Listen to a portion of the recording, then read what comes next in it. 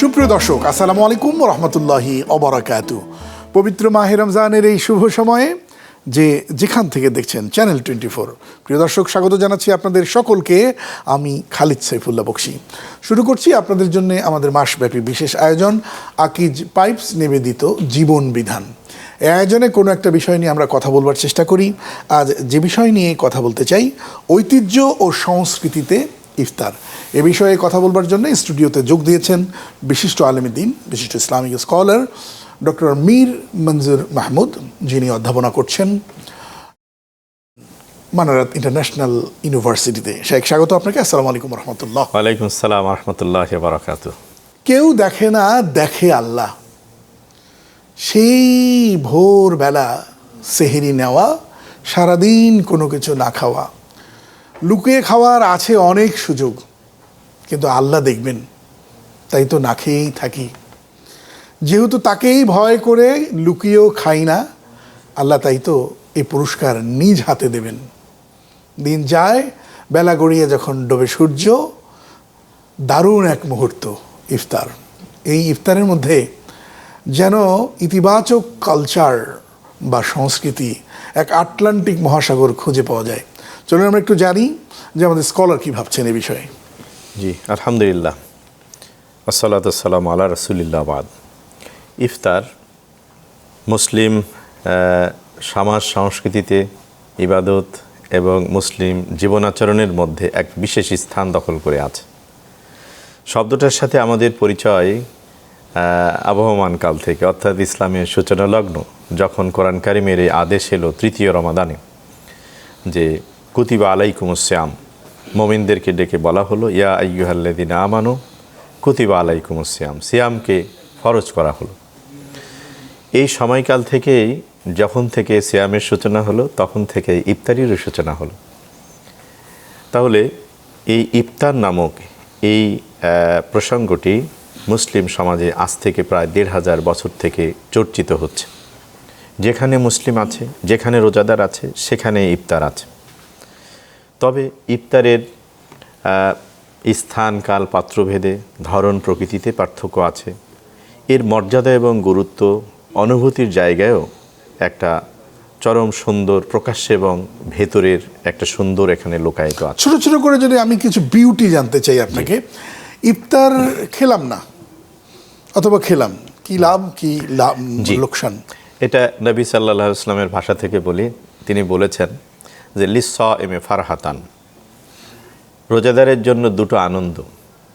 একটা হলো ইনদা ফিতরিহি, যখন সে ইফতার করে তখন রোজাদার এক আনন্দ, অব্যক্ত আনন্দ অনুভূতিতে থাকে। আর তার মনোজগৎ, তার দেহ, সব কিছু যেমন একটা আনন্দ অনুভূতি থাকে। আর একটা বাকি থাকে, সেটা হলো ইনদা লিকাই রব্বি, তার রবের সাথে যখন সে সাক্ষাৎ করবে তখন।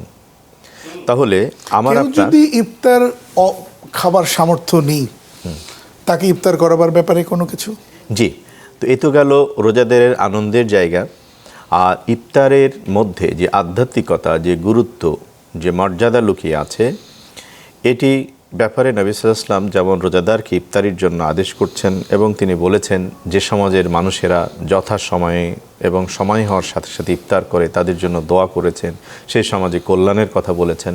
ঠিক একইভাবে ইফতার করা যেমন তিনি আদেশ করেছেন, আবার ইফতার করানোর ব্যাপারেও তিনি আদেশ করেছেন এবং এখানে ফজিলত বর্ণনা করেছেন। যেমন বলেছেন যে তোমরা ইফতার করানোর ব্যাপারে আগ্রহী হবে, সচেষ্ট হবে।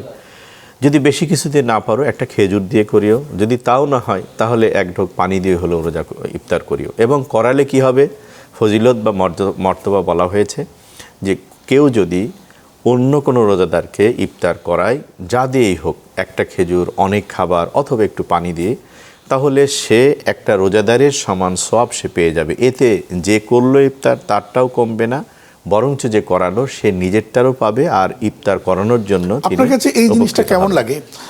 আমি ব্যবসায়িক প্রয়োজনে চকবাজারে যখন কেনাকাটা করছিলাম, আমার মনে পড়ে যে মিটফোর্ডের একটা মার্কেটের ভিতরে যখন আজান দিয়ে দিল, আমাকে যেন ছো মেরে প্রায় ৭-৮টি দোকান সবাই তার কাছে টেনে নিয়ে গিয়ে ইফতার করাবে, এই দৃষ্টিভঙ্গি রমজানে অসাধারণ অনুপম এক সৌন্দর্য। অন্য সময় দেখি না, কিন্তু রমজানে দেখি। এখানে দুটো সৌন্দর্য, একটা আমরা দেখতে পারি আর একটা অনুভব করতে পারি। দেখতে পারি কোনটা? দেখতে পারি হলো যে রমাদানে আল্লাহ তাআলার দেওয়া এই যে মানে অনিন্দ সুন্দর মেহমানদারি, এটা গোটা দুনিয়ায় ছড়িয়ে পড়ে। এবং আপনি খেয়াল করেছেন রোজা না থাকলেও অন্যদেরকেও আমরা ইফতারিতে শরিক করাই। এবং অনেকে আছে অন্য ধর্মের মানুষ অথবা রোজা রাখেন এমন লোকও ইফতারিতে আনন্দের জন্য শরিক হয়। এবং যারা রোজা রাখেন তারা ওই ইফতারির সামগ্রীগুলোই বছরের অন্য সময় খেলে তার চেয়ে যে স্বাদ পান তার চেয়ে এখানে বেশি স্বাদ, বেশি আনন্দ পেয়ে থাকে। আসবো একটা বিরতি নিয়ে। দর্শক দেখছেন চ্যানেল 24-এ আকিজ পাইবের সৌজন্যে জীবন বিধান। ছোট্ট একটা বিরতির পর আবারও আসছি।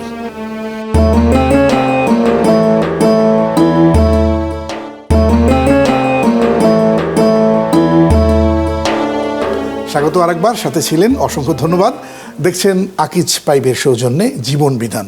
আজ আমরা কথা বলছি ঐতিহ্য ও সংস্কৃতিতে ইফতার।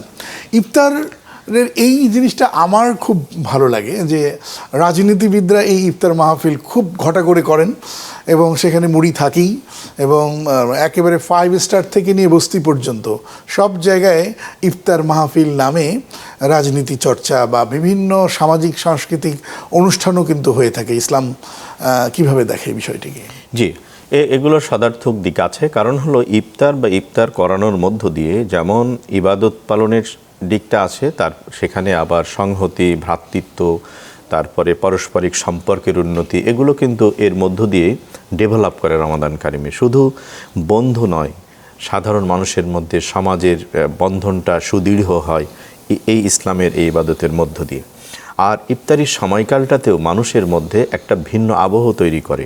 যেমন সময় হিসেবে তো গোটা রমাদানই হচ্ছে করুণাসিক্ত সময়কাল, মহিমান্বিত সময়কাল, কিন্তু ইফতারির সময়টাকে, ওই সময়টাকে রাসূলুল্লাহ সাল্লাল্লাহু আলাইহি ওয়াসাল্লাম দোয়া কবুলের সময় হিসেবে বলেছেন।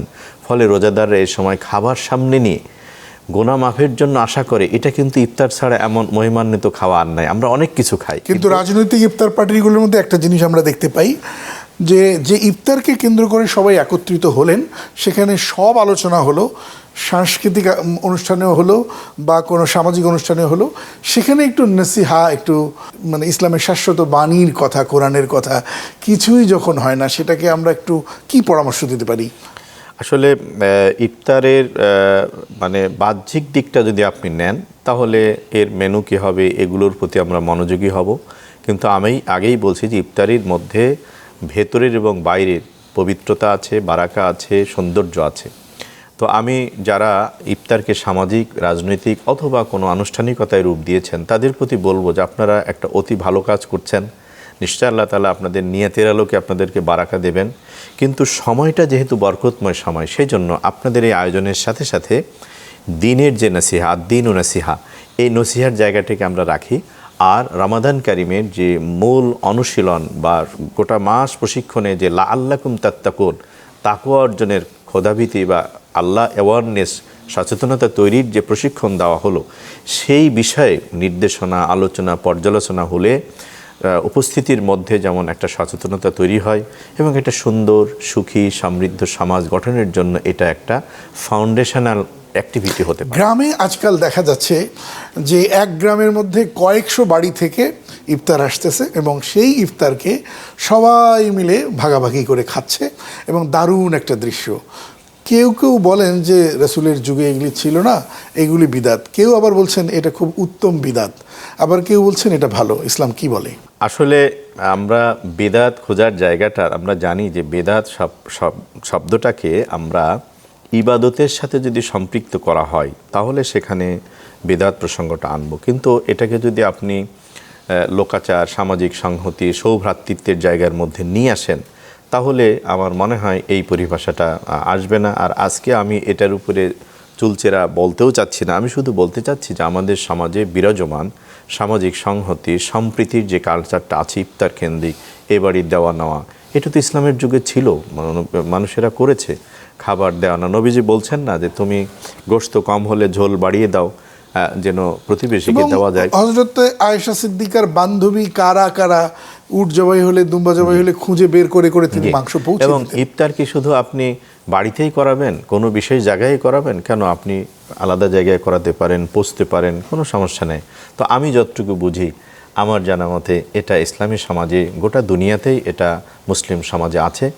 আমরা এটার মধ্যে যেন রুহানিয়াতকে নিয়ে আসি, এর মধ্যে যেন এখলাসকে বাদ না দেই, এবং এর মধ্যে ইবাদতের চেতনা নিয়ে যদি এটা করে থাকি, সেটা যৎসামান্যই হোক অথবা যত আড়ম্বরপূর্ণই হোক, সমস্যা নয়। তবে মনে রাখা দরকার যে সংযম সাধনের মাসে ইফতারির যে বাহারি ইফতার করতে গিয়ে, প্রাবল্য দিতে গিয়ে যেন আমরা অসুস্থ না হয়ে পড়ি, আমাদের শারীরিক ক্ষতি না হয়, এটা খেয়াল রাখা দরকার। আর ইফতারির আয়োজন করতে গিয়ে রোজাদার হিসেবে যদি আমি রোজার দিনের আমার যে ইবাদত বা আরও যে দায়বদ্ধতা ছিল সেটা যদি ব্যাহত হয়, তাহলে ইফতারির এই আয়োজনে এত সময় দেওয়াটা ইসলাম যুক্তিসিদ্ধ বলে মনে করে। শাইখ, আপনাকে অসংখ্য ধন্যবাদ, মহামূল্যবান সময় দিয়ে চমৎকার আলোচনা করেছেন। আপনাকে অনেক ধন্যবাদ। দর্শক, আমি যেমন ইফতার করলে ভীষণ রকম প্রশান্তি পাই, এই রমজানে যেন অন্তত একজনকে সাথে নিয়ে, গরিব দুঃখী পথশিশু অথবা ভিখিরি অথবা কোনো সামাজিকভাবে বঞ্চিত যারা, তাদের কাউকে নিয়ে, এক বা একাধিক লোককে নিয়ে ডানে আর বামে বসিয়ে যেভাবে করে আমি আমার পছন্দের ভালো খাবারগুলো খাই, সেভাবেই এক দুজনকে যেন আমরা খাওয়াতে পারি, সামর্থ্য থাকলে আরও অনেক বেশি যেন আমরা খাওয়াতে পারি। এর মধ্য দিয়ে আমরা আমাদের যে সিয়ামের একটা বৈভব, সিয়ামের যে মাহাত্ম্য, সেটি কিন্তু আমরা পরস্পরের সাথে শেয়ার করতে পারি। আল্লাহ তাআলা তৌফিক দান করুন, আমিন। আজ এ পর্যন্তই। আসসালামু আলাইকুম ওয়া রাহমাতুল্লাহি ওয়া বারাকাতুহু।